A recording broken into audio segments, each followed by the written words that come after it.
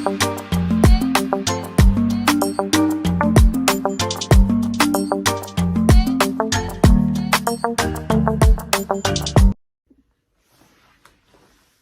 tout le monde, c'est Bantou Queen.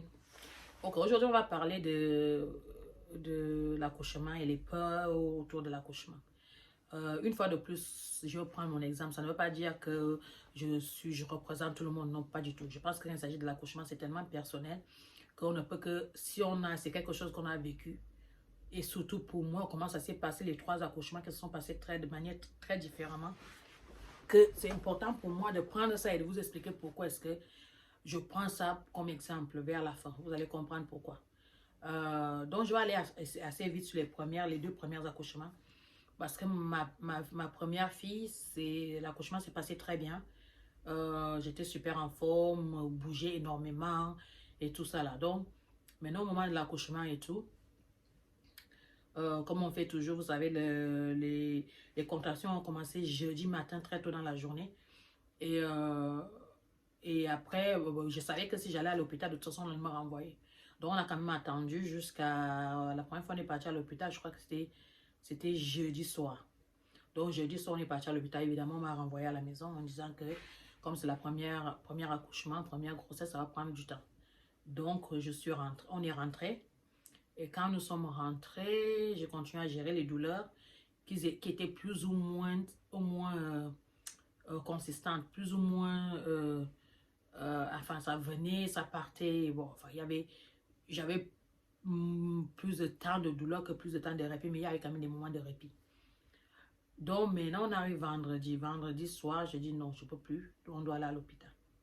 Et ce qui était une bonne chose parce que c'est comme si j'avais ressenti que il y avait quelque chose qui n'allait pas. Donc, nous sommes allés à l'hôpital. Évidemment, quand nous sommes arrivés à l'hôpital, et quand ils ont vu comment dire, les, les,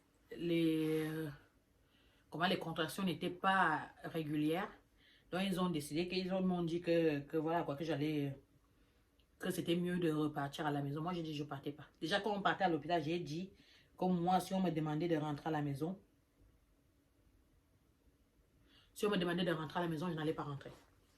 Je dis je n'allais pas rentrer. Donc quand je suis arrivée, voilà.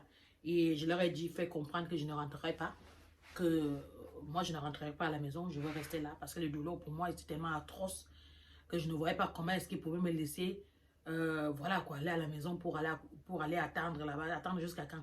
Même si on n'était pas loin de l'hôpital et que voilà, on marchait là-bas facilement, on pouvait prendre le taxi, on pouvait conduire, mais j'ai dit je ne partais pas. Donc, comme j'ai refusé de partir, ils m'ont donné une chaise. Ils ne peuvent pas me chasser de l'hôpital, donc ils m'ont donné une chaise en me disant que les contractions sont irrégulières et que de toute façon, ils ne peuvent pas me donner de chambre là parce qu'ils ne savent pas quand j'allais accoucher.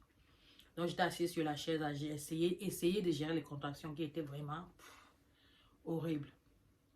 Pourtant, je suis quelqu'un qui supporte la douleur, hein, mais là, vraiment, jusqu'à un moment, je crois que vers 19h par là, j'ai perdu mes os. Donc, quand j'ai perdu mes os, on compris que ok, peut-être les choses sérieuses ont commencé.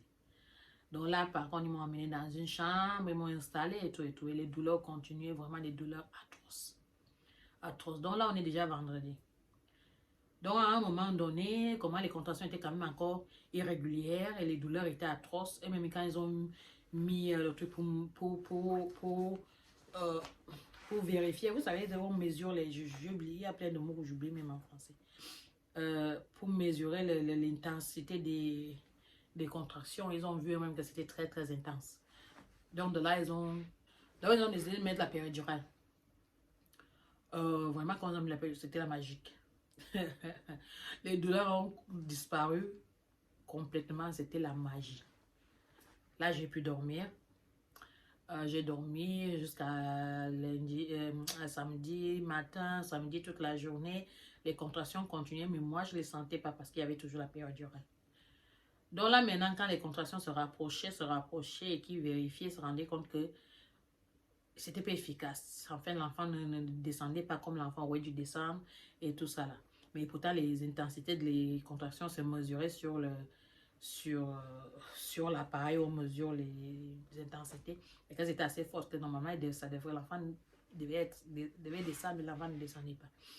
Mais là, maintenant, auscultant, ils se sont rendus compte que la tête du bébé était tournée dans le mauvais sens. Ça veut dire que la bébé ne pouvait pas sortir avec comme ça la tête tournée sur le côté.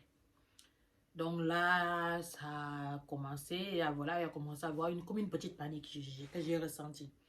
Donc, aux alentours de 8 heures, en sentant que le bébé était en danger, voilà, ça faisait un moment que le bébé était dans cette position, ça faisait un moment que et son cœur ralentissait. Donc, ils ont décidé de, voilà, ils sont arrivés à 20 dans la chambre, où en 2 temps, 3 mouvements, ils m'ont coupé. Ils ont utilisé les forceps, ils ont utilisé la ventouse, ils ont fait sortir le bébé. Euh, donc là, voilà, ça c'était là maintenant, évidemment, je n'ai rien senti. Après, j'ai bien senti, mais ça, c'est une histoire pour un autre jour. Deuxième accouchement, l'accouchement, pareil, la grossesse, pareil, c'est super bien passé. Pareil, j'étais très active durant ma grossesse, faisais beaucoup de choses, travaillais, école et tout ça là. Donc, vraiment, j'étais active. Et là, maintenant, j'avais dit, ok, peut-être j'allais accoucher à la maison. J'avais aussi dit la même chose la première fois, mais quand j'ai vu comment l'allure ça prenait, j'ai changé d'avis. Donc, pour ma deuxième, j'ai dit, ok, j'allais aussi accoucher. J'allais essayer d'accoucher à la maison. Sauf que 2 jours après la date d'accouchement, ou avant, euh, je me sens pas bien. Donc, on va à l'hôpital. Et là, on se rend compte que l'enfant a fait caca. Donc, l'enfant a fait caca, évidemment, il faut déclencher et il faut que j'accouche. Donc, ils m'ont déclenché. Les douleurs, tout de suite, ont été vraiment intenses. Et l'enfant, ils m'ont mis la péridurale. Et là, oui, ils m'ont mis la péridurale. Donc, mais cette péridurale a été différente cette fois-ci. C'était comme un gros stylo en haut qu'on appuie. Donc, je dois appuyer moi-même euh, comment dire, pour relâcher les doses. Et les doses, ça ne dure pas longtemps, ça dure peut-être 10 minutes. Après, il faut encore appuyer. Donc, c'est ça que j'ai utilisé. Mais heureusement pour moi, ça s'est passé très vite. Ma fille, au bout de seulement 2h30, ma fille était prête à naître. 2h30, 3h, ma fille était prête à naître. Donc là, malgré tout, on m'a quand même encore coupé. Ils ont quand même utilisé les forceps encore. Donc, je vous dis pas le sang partout parce que quelques minutes après l'accouchement, on m'a amené dans la salle de bain. Le sang, franchement, à vouloir s'évanouir. Et pour quelqu'un qui est anémique comme moi, ce n'est pas, voilà quoi, perdre autant de sang, c'est la folie. Donc maintenant, on arrive à la 3e grossesse. Pendant toute la grossesse, dès que j'étais enceinte, je commençais à avoir la peur de l'accouchement. Parce que dans ma tête, là, avec tout ce que j'avais vécu, j'étais sûre que je ne pouvais pas accoucher normalement. Et non seulement j'étais sûre que je n'allais pas accoucher normalement, j'étais aussi sûre que j'allais mourir. Je ne me voyais pas survivre ça. Donc je me disais comment déjà couper 2 fois. Donc là, quand ils vont recouper, ils vont automatiquement couper sur une cicatrice. Et tout ça là. Donc j'imaginais tout ça là. Je me souviens du sang que j'avais vu, la quantité de sang que j'ai vu quand j'avais accouché de ma fille là. Que je dois encore voir autant de sang. Et je ne peux pas perdre autant de sang encore, je vais mourir. Donc, ça a continué. Donc, les peurs, les inquiétudes venaient et partaient durant la grossesse. Mais à la fin, quand vraiment le travail a commencé, là, tout est revenu vraiment à bloc. Tout est revenu. Non, le travail a commencé. Voilà, le moment est tout. J'ai su que je devais aller à l'hôpital. Nous sommes allés à l'hôpital. Quand nous sommes arrivés là-bas et tout, donc, ils m'ont, comme ils font des examens pour prendre la tension et tout ça, ma tension était élevée. Et moi, je n'ai jamais eu de problème de tension de ma vie. Toutes mes grossesses, je n'ai jamais eu de problème de tension. Même cette grossesse-là où j'avais quand même peur, par exemple, de la grossesse, je n'ai jamais eu de problème de tension. Mais là, en fait, quand le travail a commencé, j'ai su que le travail avait vraiment commencé. J'ai eu une peur bleue, vraiment, toute la peur, là, vraiment, elle est montée. Et donc là, maintenant, ça m'a déclenché la tension. Donc de là, il m'envoie pour aller voilà, quoi, comment dire, pour aller mettre en de monitoring pour voir voilà, pour contrôler le bébé, comment dire, son cœur et tout ça là et tout. Donc ils étaient en train donc j'étais couchée pendant un moment, ils étaient en train de vérifier ça. Donc en même temps aussi, ils m'ont aussi mis celui qui vérifiait les contractions. Donc ils voyaient que les contractions étaient comme assez fortes, mais c'était pas efficace parce que elles venaient toutes les 3 minutes, après c'est toutes les 4 minutes, après c'est toutes les 6 minutes, après ça revenait toutes les 3 minutes, donc ce n'était pas régulier, les contractions n'étaient pas régulières. Donc ils m'ont dit oui, les contractions sont fortes, mais elles ne sont pas régulières, donc ce n'est pas efficace. Donc ils étaient sûrs qu'il Il n'y avait aucun travail qui se faisait. En fait, là, il n'y avait pas de dilatation qui se faisait. Sauf que quand ils ont regardé, ils ont vu que j'étais déjà à 6 cm. Là, maintenant, beaucoup de femmes, quand on vous annonce comme ça, vous allez être, oh mon Dieu, 6 cm, ça veut dire que je vais accoucher tout de suite. Moi, c'est là où la peur même a augmenté encore je sais pas de combien de mètres en haut. Parce que dans ma tête, c'est ok, je suis déjà à 6 cm. Le temps que je vais retourner, on va me ramener où je vais aller accoucher dans la chambre. Quand je vais leur demander, parce que quand tu demandes la péridurale, on ne te la met pas tout de suite. Il y a des choses à faire. Donc, je me voyais, je suis déjà à 6 cm. Donc, ça va continuer comme ça. Et le temps qu'ils vont vouloir me mettre la péridurale, ils vont se rendre compte que je suis déjà presque peut-être complètement dilatée. Ils ne vont pas me la mettre. Ça veut dire que je vais accoucher naturellement. Et toutes les choses que j'ai subies, ça veut dire les forceps, l'épisotomie, tout ça là, ça va être à chaud, à froid. Ça veut dire qu'il n'y aura pas d'antidouleur. Je vais subir tout ça là. Vraiment, je vais mourir. Donc, j'avais vraiment raison. Je vais mourir. Donc, on m'amène et tout de suite, je demande la péridurale. Ils me font comprendre que comme ils ont pris, comme j'ai la tension, ils ont envoyé mes tests, ils attendent les résultats. Ils ne peuvent pas me mettre la péridurale sans avoir les résultats. Là, je dis, mon Dieu. Je dis, le temps que vous allez revoir les résultats, ça sera trop tard. Ils me disent, oui, on est désolé, mais il n'y a rien qu'on puisse faire. On doit attendre. Et ça va aller. J'ai dit, non, ça ne va pas aller. Ils disent, ça va aller. J'ai dit, je vous dis que ça ne va pas aller. Donc là, je commence à m'énerver. Je commence à paniquer. Je commence à devenir comme une folle. Et là, ma tête, je me dis, tu es même en train de faire quoi? Tu peux faire tout ce que tu es en train de faire là comme une folle autant que tu veux. Ça ne va rien changer, franchement. Donc, calme-toi, récupère, prends tes forces et fais-toi confiance. Donc là encore, ils m'examinent, là je suis complètement dilatée. Donc ils me disent qu'on va s'allonger, on va s'allonger pour commencer à pousser. Là maintenant, il y a quelque chose qui me dit non, je ne veux pas m'allonger. Donc je leur demande si je me mets accroupie.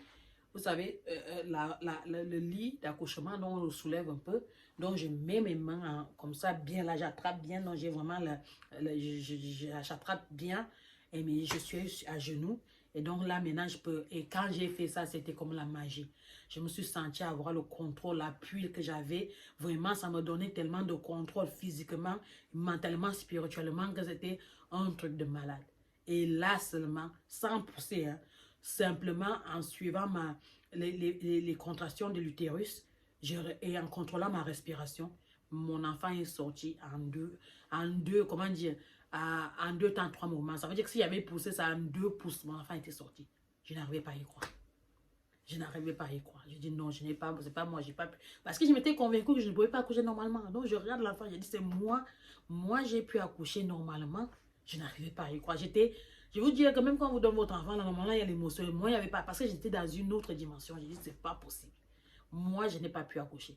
Tout ça pour vous dire que j'avais même regardé une émission une fois où en fait il y avait une gynécologue qui était en train de parler en disant que ce n'était pas, je vais pas dire, c'est pas juste, enfin c'est pas juste évidemment beaucoup de gens ne le savent pas, de laisser des femmes africaines en général accoucher en position verticale couchée, en position latérale en tout cas, en position horizontale couchée, que ce n'est pas une bonne chose parce que la manière dont notre dos est, pour la majorité d'entre nous, la manière, notre construction physiologique ou physique, ce n'est pas normal. Donc, en étant comme ça, quand tu es couché, si tu es cambré, ça veut dire que tu as comme une, tu vois, ton dos n'est pas droit. Ton dos n'est pas droit pour faire descendre le bébé. Que c'est la meilleure position pour une femme. Les femmes noires, les femmes africaines d'accoucher, c'est accroupi ou debout ou des choses comme ça. Et vraiment, là, j'ai dit oui. Parce que pour que l'accouchement se passe, là, je n'ai pas eu besoin de pousser. Et que le fait que je puisse, à cette position-là, puisse me donner autant de contrôle plutôt que d'être partout paniqué. Non, je suis arrivée à prendre le contrôle et à écouter mon corps et à écouter les contractions de mon utérus et à suivre, à respirer avec mon utérus et à faire sortir mon enfant. Donc vraiment c'est possible. Si jamais je devais accoucher encore, la question n'allait même pas se poser, mais évidemment, bon, non, on arrête là, on n'accouche plus, c'est fini. Mais pour vous dire, pour toutes les personnes qui vont regarder, ceux qui ont même pas simplement que les noirs, même toutes les femmes, je pense que c'est la meilleure, franchement, c'est la meilleure position. La position là, couchée là, ce n'est pas idéal, franchement. Je pense pas que ce soit idéal. Évidemment, maintenant, si on a la péridurale et tout ça, là, on ne peut pas se permettre d'accoucher dans des positions, dans d'autres autres positions que la position horizontale. On ne peut pas parce que on peut pas. Souvent, la partie inférieure, on ne la sent pas. Donc, on va faire comment pour se tenir sur les genoux, c'est dangereux. Mais sinon, si on accouche normalement, qu'on n'a pas, on n'est pas médicalisé et tout ça là, franchement, il faut essayer, parler aux gens autour de vous et essayer ces choses-là. Vous allez voir que ça va vous changer la vie, franchement. Ça, j'en suis sûre. Je suis sûre que ce n'était pas juste, comment dire, un hasard pour moi. Je sais vraiment que ça s'est fait parce que mon corps a senti que c'était la meilleure chose. L'enfant a suivi et le corps était vraiment en disposition où tout mon être savait que, voilà quoi, les choses se passaient naturellement et proprement. Donc, c'est ce que je voulais vous dire. Donc, voilà quoi, parce que tout le monde, les personnes qui ont déjà accouché, ça, même ceux qui n'ont pas encore accouché, les peurs de l'accouchement et tout ce qui va avec. Franchement, si on peut, comment dire, atténuer certaines choses et nous rendre la vie facile sur d'autres choses, ça vaut le coup. Donc, c'est ce que je voulais dire. C'est pour ça que je vous ai dit que je parlais de mon cas. Parce que pour vous expliquer, moi, sur quoi je suis passée, mon parcours, comment ça a été et comment à la fin, j'ai refait la paix avec moi-même, j'ai refait la paix avec l'accouchement. Donc, sur ce, passez une bonne journée et à très bientôt. Au revoir. Et n'oubliez pas de souscrire, aimer, partager et tout et tout. Hein? Vous là, vous. À bientôt. Au revoir.